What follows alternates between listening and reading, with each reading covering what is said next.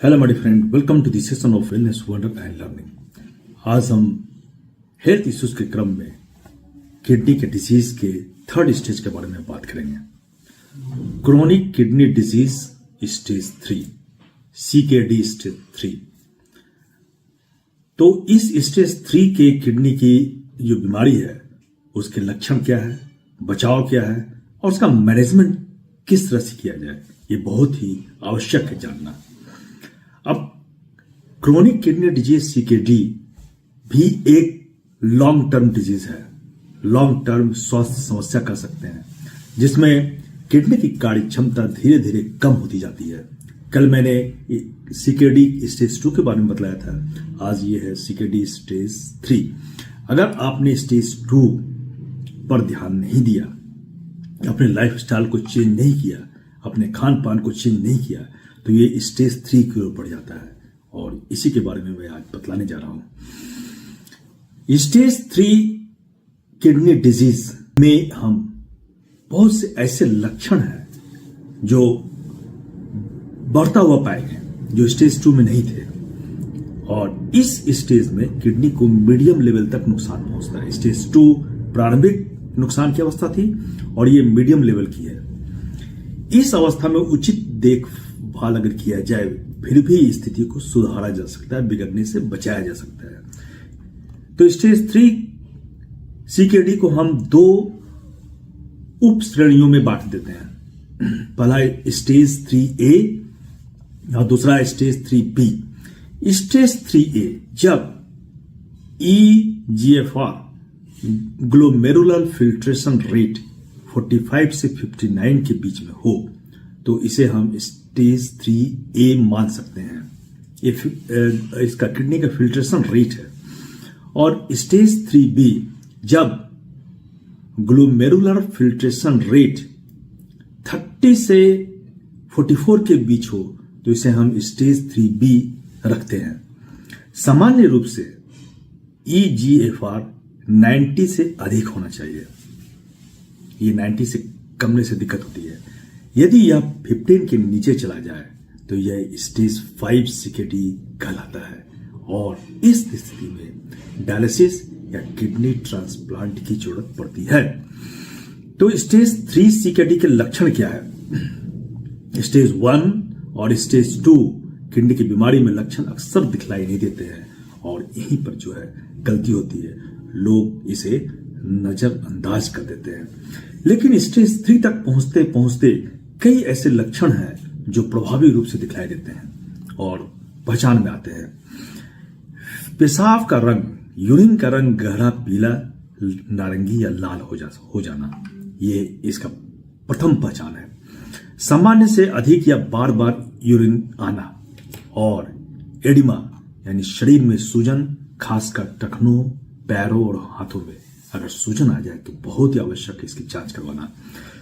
इसके शरीर पर भी प्रभाव पड़ते हैं। लगातार थकान और कमजोरी होना, एनीमिया जैसी स्थिति जैसे सिर दर्द और चक्कर आना, अनिद्रा या नींद की अन्य समस्याएं आना, पीठ के निचले हिस्से में दर्द रहना, हाई ब्लड प्रेशर जो CKD को और खराब कर सकता है, ये इसकी पहचान है और शरीर पर प्रभाव है ये।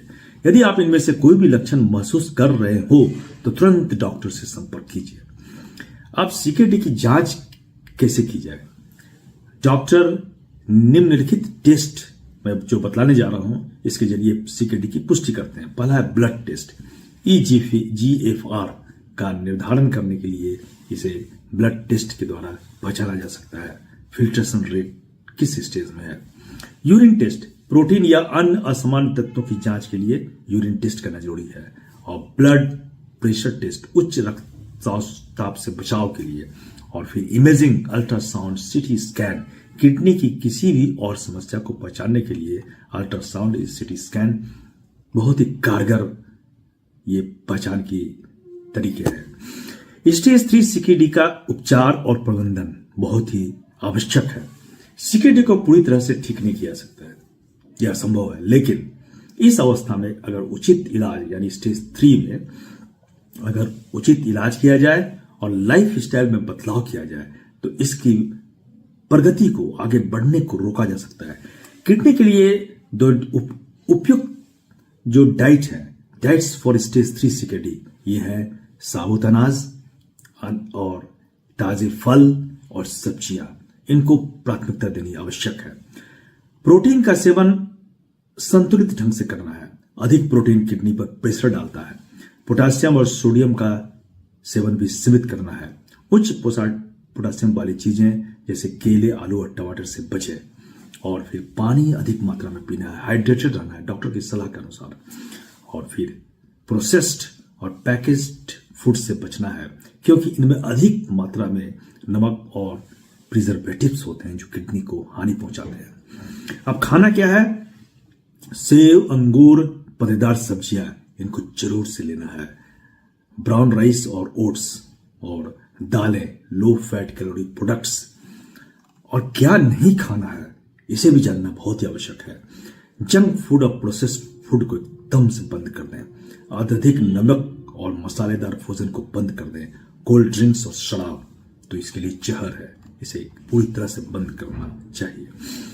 अब डॉक्टर किडनी के कार्य को बनाए रखने के लिए निम्नलिखित दवाइयां दे सकते हैं, जैसे ACE इनहिबिटर जैसे लिसिनोप्रिल, और दूसरा ARBs जैसे लोसार्टेन।